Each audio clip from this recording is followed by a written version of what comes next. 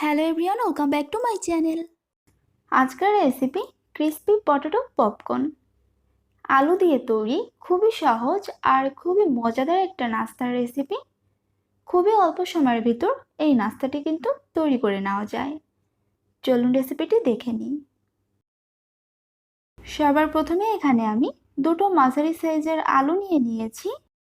এখন এই আলুগুলো আমি খোসা ছাড়িয়ে কেটে নেব। এই যে দেখতে পাচ্ছেন, আলুগুলো আমি খোসা ছাড়িয়ে এরকম ছোট ছোট কিউব করে কেটে নিয়েছি।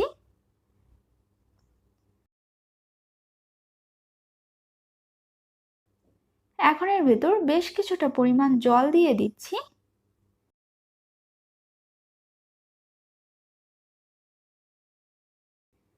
এবারে আলুগুলো খুব ভালোভাবে ধুয়ে নিতে হবে।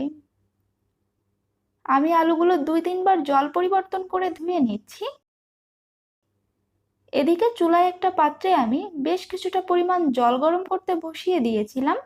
এখন এর ভেতর ধুয়ে রাখা আলুগুলো দিয়ে দিচ্ছি। এবারে আলুগুলো সিদ্ধ করে নিতে হবে 4 থেকে 5 মিনিট।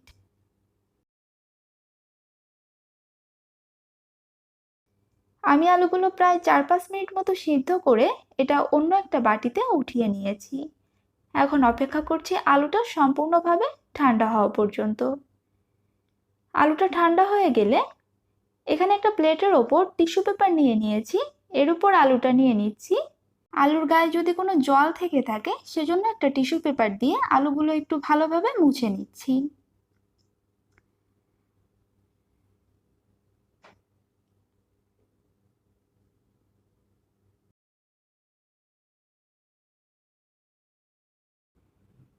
এখন এর ভেতর দিয়ে দিচ্ছি হাফ চা চামচ চাট মশলা।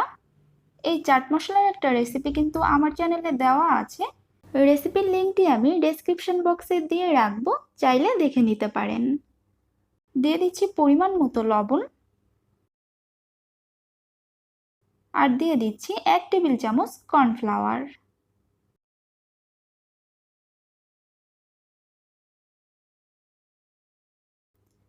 এখন এই সব কিছু একটু ভালোভাবে মেখে নিচ্ছি।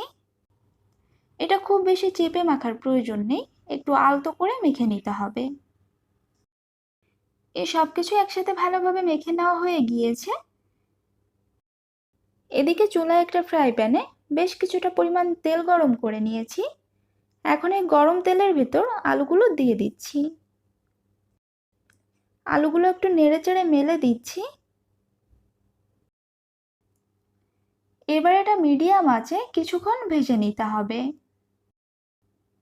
একটু ব্রাউন কালার করে এগুলো ভেজে নিতে হবে।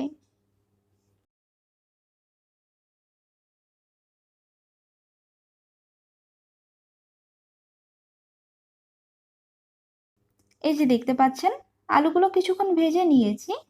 সুন্দর একটা কালার চলে এসেছে। এখন এটা তেল ঝরিয়ে উঠিয়ে অন্য একটা পাত্রে নিয়ে নিচ্ছি।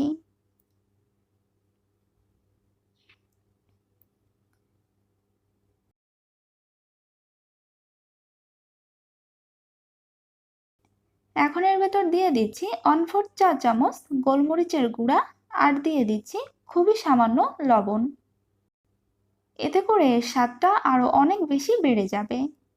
এখন এগুলো একটু মিশিয়ে নিচ্ছি। খুবই অল্প সময়ের ভিতর তৈরি হয়ে গিয়েছে মজাদার এই রেসিপিটি। আশা করছি রেসিপিটি আপনাদের ভালো লেগেছে। যদি ভালো লেগে থাকে তাহলে প্লিজ আমার চ্যানেলটি সাবস্ক্রাইব করবেন। এতক্ষণ ভিডিওটি দেখার জন্য আপনাদের সবাইকে জানাই ধন্যবাদ।